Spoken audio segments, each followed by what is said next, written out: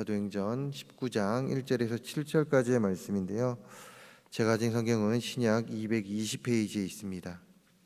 신약 220페이지 사도행전 19장 1절에서 7절까지의 말씀 우리 한 절씩 교독으로 읽으신 뒤에 우리 7절 말씀을 합독하도록 하겠습니다. 19장 1절입니다. 아볼로가 고린도에 있을 때에 바울이 윗지방으로 다녀 에베소에 와서 어떤 제자들을 만나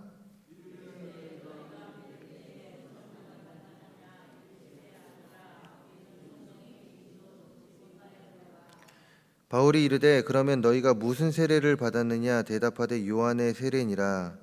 바울이 이르되 요한이 회개의 세례를 베풀며 백성에게 말하되 내 뒤에 오시는 이를 믿으라 하였으니 이는 곧 이스라엘. 그들이 듣고 주 예수의 이름으로 세례를 받으니 바울이 그들에게 안수하매 성령이 그들에게 임하심으로 방언도 하고 예언도 하니. 함께 읽겠습니다. 모두 12사람쯤 되니라. 아멘. 저는 오늘 사도행전 19장 1절에서 7절 말씀을 가지고 책망은 약이 됩니다라는 제목으로 이야기를 나누려고 합니다. 오늘 말씀은 이제 바울의 3차 전도 여행 가운데 있었던 일입니다. 사도행전 18장 이제 19절에 기록하고 있듯이 이제 바울이 2차 전도 여행을 마치고 귀환할 당시 배가 잠시 이제 에베소에 정박을 합니다. 그 틈을 이용하여 바울은 또 복음을 전하죠. 그 시간을 이용해서 잠깐의 시간을 이용하여 복음을 전합니다. 그러나 시간이 너무 짧아서였을까요? 아니면 어떤 이유가 있었을까요? 사도 바울은 에베소에서 이제 복음을 전했지만 제대로 된 결실을 맺지는 못했습니다. 다음을 기약하고 에베소를 떠났죠. 그래서 바울은 3차 전도여행을 시작하면서 당시 에베소를 떠날 때의 약속을 기억하고 갈라디아와 부르기아 지방을 거쳐 에베소에 다시 가게 되는데 그것에 도착해 보니 제자로 불리는 사람들이 있었으니 오늘 말씀에 기록되고 있는 이제 그 19장 1절에 기록하고 있는 어떤 제자들입니다. 그런데 제자라고 불리는 이들에게는 특징이 있었습니다. 특징이 있었는데 그것이 무엇이었을까요? 2절과 3절에 기록하고 있듯이 이들은 요한의 세례만 알 뿐 성령 세례에 대해 모르고 있는 특징이 있었습니다. 말하자면 불완전한 신앙인 즉 어떤 제자들은 복음을 들어 믿기는 했지만 성령을 받지 못한 그 불완전한 신앙 가운데 있었던 것입니다. 사도 바울은 이런 자들에게 가르침을 주고 바울의 가르침을 받은 제자들은 영적으로 더욱 성숙한 자들이 되죠. 그런데 여기서 우리가 주목해야 할 점이 있습니다. 그것은 이제 사도 바울의 가르침을 받은 제자들의 어떤 제자들의 이 반응인데요. 무슨 말이냐? 2절의 말씀을 오늘 읽은 2절의 말씀을 함께 읽어보도록 하겠습니다. 2절의 말씀 우리 함께 읽도록 합니다. 2절입니다. 이르되 너희가 믿을 때에 성령을 받았느냐? 이르되 아니라 우리는 성령이 계심도 듣지 못하였노라. 아멘. 자, 2절에서 사도 바울이 어떤 제자들에게 무엇이라고 이야기합니까? 너희가 믿을 때에 성령을 받았느냐? 너희가 믿을 때 성령을 받았느냐라고 묻습니다. 자, 이 질문이 지금 사도 바울이 제자들에게 하는 이 질문 어떻게 들리십니까? 그냥 아무렇지도 않게 들리시나요? 너희가 성령을 받았느냐? 너희가 믿을 때 성령을 받았느냐? 이 질문은 아무렇지도 않게 보이는 질문이지만 사실 이 어떤 제자들의 부족한 부분을 지적하는 질문입니다. 무슨 말이냐면 지금 바울의 질문을 받는 제자들은요, 오늘 본문 1절에 기록하고 있듯이 훌륭한 목회자 아볼로로부터 양육을 받은 자들입니다. 그렇기에 이 제자들 한편으로는요 자긍심이 있어요. 되게 기쁩니다. 자존심도 있고요. 아볼로에게 교육을 받아 우리는 훌륭한 제자라는 그런 스스로의 만족감도 있습니다. 그렇게 칭찬을 받아도 부족함이 없는 자들이죠. 하지만 바울은 그들을 칭찬하는 것이 아닙니다. 2절에서 기록하고 있듯이 이 질문은 그들을 칭찬하는 것이 아니라 오히려 그들의 부족한 부분을 지적하고 있는 것입니다. 성령을 받았느냐 물어보면서 이들의 신앙생활 속에서 부족한 부분이 무엇인지에 대해서 지금 말을 하고 있는 것이죠. 그렇다면 사도 바울은 아볼로의 제자들에게 칭찬이 아닌 이 부족한 부분을 이야기했던 질문으로 왜 했냐 이것입니다. 그가 칭찬이 인색해서 아니면 다른 사람의 부족함을 들춰내는 자이기 때문에 이렇게 제자들에게 너희가 성령을 받았느냐라고 물어봤을까요? 그렇지 않습니다. 사도 바울은요, 아볼로의 가르침을 받은 자들의 그 어떤 제자들의 발전 가능성을 본 거예요. 다시 말해서 이들은 영적으로 더욱 성숙해질 수 있는 자들임을 알고 있었습니다. 그래서 이들의 영적 성숙을 위해 다른 것이 아닙니다. 이들을 칭찬한 것이 아닙니다. 이들의 부족한 부분에 대해서 지적을 한 것이에요. 이들이 지금 무엇이 부족한지 10에서 이 8은 좋은데 8까지는 좋은데 이 2가 부족한 거죠. 그래서 이 부족한 2를 채우기 위해서 2% 부족한 부분을 채우기 위해서 사도 바울이 쓴 방법은 칭찬이 아닌 그 부분에 대한 지적이었습니다. 책망이었습니다. 그리고 어떤 제자들은 사도 바울의 마음을 알았는지 바울의 이 책망과 지적에 대하여 반감을 가지지 않습니다. 오히려 깨달음을 얻습니다. 그리하여 4절 이하에 기록하고 있듯이 이제는 예수님의 이름 아래서 세례를 받고 영적으로 더욱 성숙한 자들이 되죠. 무슨 말입니까? 제자들은요, 이 지적, 책망, 이제 바꿔 말하면 이 충고 속에서 자신의 부족함을 깨닫고 체험 가운데 진정한 영적 성장을 체험한 것입니다. 체험한 것을 떠나 이들은 더 영적으로 성숙해져서 이제는 온전한 제자의 모습으로 살아가게 되었다 이것이죠. 이런 본문의 말씀은 현 시대를 살아가는 그리스도인들에게 이 책망 속에서, 즉 충고 속에서 깨닫고 영적 성장을 이루라는 가르침을 줍니다. 즉 다른 이의 책망, 충고 속에서 그 말을 잘 듣고 깨닫고 영적으로 성숙해지는 그리스도인이 되라는 가르침을 준다 이것입니다. 많은 그리스도인들이 세월이 흐르면 자연스럽게 신앙이 자라고 성숙해진다라는 착각을 합니다. 물론 시간이 지날수록 신앙은 성숙합니다. 그러나 100% 채워지진 않아요. 특히나 어떤 이들은 스스로가 영적으로 성숙한 자라고 착각을 하며 신앙생활을 할 때가 빈번합니다. 나는 누구 얘기 안 들어도 돼. 나는 정말로 영적으로 성숙한 자야 라고 생각을 하며 신앙생활을 한다 이것이죠. 그래서일까요? 다른 이들을 통해 전해지는 이 지적, 책망, 즉 충고에 대해서 잘 들으려고 하지 않습니다. 오히려 당신이 뭔데 나한테 충고야? 라고 이야기를 합니다. 그러다 보니 어떤 일이 생깁니까? 충고를 한 자도 또한 그것을 받아들이는 자도 그 사이에 관계에 문제가 생깁니다. 아무리 친했던 관계라 할지라도 어느 순간 충고를 해줬는데 이것을 받아들이는 사람이 당신이 뭔데 나한테 이렇게 해야지? 라고 이야기하는 순간 이 관계가 무너지게 된다는 거예요.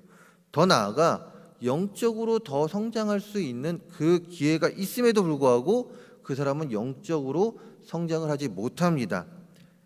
세월의 흐름에 따라 신앙이 자랄 수 있습니다. 방금 말씀드렸듯이 세월이 흐름에 따라 신앙이 자라고 성숙해질 수 있습니다. 그러나 이런 성숙은 한계가 있습니다. 무슨 말입니까? 10에 10으로 성숙이 아닌 8 정도에 머물게 됩니다. 그렇다면 어떻게 할 때 나머지 이 일을 채울 수 있을까요? 바로 다른 사람들의 충고, 책망이 될 수도 있습니다. 이것은 한편으로 지적이 될 수도 있습니다. 오늘 사도 바울이 아볼로의 제자들에게 이야기했듯이 그들의 부족한 부분을 지적했듯이 책망했듯이 이것을 받아들일 때에 나머지 일을 채울 수 있다 이것이죠. 예수님의 제자들을 볼까요? 그들에게는 믿음이 없었습니까? 아닙니다. 오히려 그들에게는요, 믿음이 우리보다 더 뛰어났고 부족한 부분도 없었던 자들입니다. 그럼에도 불구하고 그들은 예수님의 공생의 3년 동안 얼마나 많은 책망과 지적을 들었습니까? 좋게 말해서 충고를 들었습니까? 그런데 예수님은 제자들을 미워서 충고했을까요? 그들을 무시해서 충고를 한 것일까요? 그렇지 않습니다. 만약 주님이 그들을 미워하고 무시했다라면 그들에게 충고를 할 이유가 없습니다. 그냥 무관심으로 대응하면 돼요. 그들이 무엇을 하든 제자들이 무엇을 하든 말든 상관 안 합니다. 그들이 부족한 부분이 있어도 그냥 두면 돼요. 왜냐? 관심이 없으니까. 하지만 주님은 계속해서 충고를 해 주었습니다. 왜요? 그들의 부족함이 무엇인지 깨닫고 그들을 온전한 제자로 세우기 위해서, 그들의 신앙, 영적인 성숙을 위해 계속해서 충고를 해줬고, 계속해서 그들을 이끌어 주셨고, 계속해서 어떨 때는 혼내주시면서까지 그들의 삶을 이끌어 주셨다, 이것이죠. 다른 이들의 충고, 즉 책망과 지적에 대하여 기분이 나쁠 수 있습니다. 누가 그 소리를 듣기 좋아합니까? 특히나 책망하는 이야기, 지적하는 이야기 너무나도 싫죠. 그러나 우리는 그 충고에 대하여 경홀히 여겨서는 안 됩니다. 특히나 우리 신앙생활 가운데 함께 신앙생활하며 같이 옆에서 나를 바로 바라보고 그 가운데 같이 기도해 주는 자의 우리 성도님들의 충고, 어떻게 보면 책망, 이것을 소홀히 여기시면 안 돼요. 이것은 우리에게 있어서 살이 되고 피가 되는 이야기가 될 수 있습니다. 흘려들을 것은 흘려들어야 됩니다. 그러나 어떤 부분에 대해서는 깊게 생각하고 바꿔 나아갈 수 있어야 합니다. 왜요? 우리가 못 보는, 스스로가 못 보는 스스로의 단점을 삼자는 볼 수 있기 때문에 그렇습니다. 내 옆에 있는 사람은 볼 수 있기 때문에 그렇습니다. 그리고 옆에 있는 사람이 나에게 이야기해 주기 때문이죠. 이것을 우리가 깊이 생각하고 바꿔 나아갈 때, 그 이야기를 듣고 우리의 삶을 바꿔 나아갈 때 우리의 신앙생활 가운데 부족한 나머지 부분이 채워질 수 있게 됩니다. 그리고 그 가운데 우리는 더욱더 영적으로 성숙해진 자가 됩니다. 우리는 온전한 제자의 삶을 살아갈 수 있는 자가 됩니다. 그런 삶을 살아갈 수 있는 우리 모두가 되기를 바랍니다. 다른 이의 충고, 그 충고 가운데 흘려들을 것은 흘려 들으시기 바랍니다. 그러나 마음속에 어떠한 부분에 대해서는 깊게 생각하고 바꿔 나아갈 수 있는 우리 모두가 되기를 바랍니다. 오늘 하루를 살아감에 있어서도 우리의 주변에 믿음의 공동체 안에서 우리에게 어떤 이야기를 할지 모르겠습니다. 그 이야기 속에서 깨달을 수 있는 우리 모두가 되기를 바랍니다. 들을 귀 있는 자 들을 수 있다라고 했습니다. 깨닫고 우리가 더욱더 영적으로 성숙해지기를 바라는데요. 그렇다면 어떻게 할 때 우리는 다른 사람의 충고를 들음 가운데 더 성숙한 그리스도인의 삶을 살아갈 수 있냐, 이것입니다. 간단합니다. 자존심을 버리면 됩니다. 자존심을 버리고 들을 수 있는 자의 태도를 가지면 됩니다. 삶에 있어서 어떤 상황 속에서는 분명한 자존심이 필요합니다. 자존심이 꼭 필요해요. 그런데 아이러니하게도 이 자존심이 우리의 영적 성장을 방해하는 경우가 있습니다. 무슨 말입니까? 자존심으로 인하여 다른 사람의 충고를 듣지 않는다, 이것이죠. 진심 어린 충고가 있음에도 불구하고 이 진심 어린 충고가 오히려 비방으로 들리는 경우가 빈번합니다. 동시에 어떤 경우에는 이 자존심으로 인하여 스스로의 길을 닫아버리죠. 앞에서도 언급했듯이 나는 영적으로 너무 충만한 자야. 그 누구도 나의 영성을 따를 수 없어 라는 자가 다른 이의 충고를 들을 수 있겠습니까? 그렇지 못합니다. 자존심 때문에 듣지 못한다, 이것이에요. 영적 성장을 위해서는 자존심을 내려놓고 다른 이들의 말을 들을 수 있는 자세가 필요합니다. 그리고 잘 분별할 때 우리의 영성은 더욱 성장하게 될 것입니다. 바로 오늘 말씀에 나왔던 어떤 제자들처럼, 아볼로의 가르침을 받았던 그 제자들처럼 말입니다. 우리 안에 버려야 될 자존심이 있습니까? 어떤 상황에는 분명 자존심을 내세워야 합니다. 그러나 어떤 상황에는, 특히나 하나님의 말씀을 들을 때는 우리의 자존심 잠시 내려놓아도 좋습니다. 그 가운데 우리는 이 내려놓을 때, 이 교만함이 사라질 때 하나님의 말씀이 우리 안에 더욱더 새겨질 것이고, 그 가운데 우리는 더욱더 하나님의 자녀로서 부끄럼 없이 살아갈 수 있는 자로 변하게 될 것입니다. 한 걸음 한 걸음 그 변화되는 모습을 우리는 보게 될 것입니다. 입에 쓴 약이 몸에 좋다라고 하였습니다. 이 말은 무엇입니까? 다른 사람의 충고나 비판이 그 자리에선 듣기 싫지만 그 뜻을 잘 생각해 보면 도움이 된다라는 말입니다. 책망받기를, 다른 사람의 충고를 듣기를 즐겨하는 사람은 없습니다. 방금 말씀드렸듯이 책망받기를, 다른 사람의 충고를 듣기를 즐겨하는 사람은 없습니다. 그러나 충고와 비판은, 즉 책망은 우리를 더욱 성숙하게 만드는 요인이 되기도 합니다. 그러기에 우리의 마음과 귀를 열어 다른 이들의 충고와 비판, 즉 책망을 나쁜 쪽으로만 생각하는 것이 아니라 오히려 그 책망을 통해 영적으로 더욱 성숙해지는 우리 모두가 되기를 바랍니다. 그리하여 하나님 나라 건설에 더욱 쓰임 받을 뿐만 아니라 하나님의 영광을 위해 더욱 살아가면서 나는 주님의 제자입니다. 주님의 제자로서 더욱더 하나님께 영광 돌리며 하나님 위하여 살아가는 우리 모두 되고, 그 가운데 하나님의 큰 은혜가 우리 삶 가운데 영원토록 하나님께서 부르시는 그날까지 함께하기를 주님의 이름으로 축원합니다. 기도하겠습니다. 하나님, 우리의 마음과 귀를 열어 다른 이들의 충고 들을 수 있는 자들이 되게 하여 주시옵소서. 그 충고가 어느 한편으로는 비판으로 들리고 책망으로 들립니다.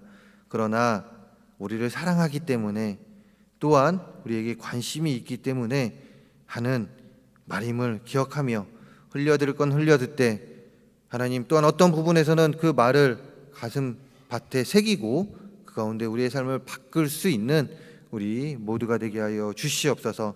그리하여 더욱더 영적으로 성숙하여 하나님 나라 건설에 앞장서지고 또한 하나님 영광을 위해 더욱더 살아가는 우리 모두가 되게 하여 주시옵소서. 이 시간 아름다운 예물들이 손길들 기억하여 주시고 이 예물 기뻐 받아 주시고, 또한 이 예물을 통하여 하나님 뜻에 있는 곳에 귀하게 쓰여지는 예물 되게 하여 주시며, 또한 많은 기도 제목들 담았습니다. 그 기도 제목에 하나님이 응답하여 주시옵소서.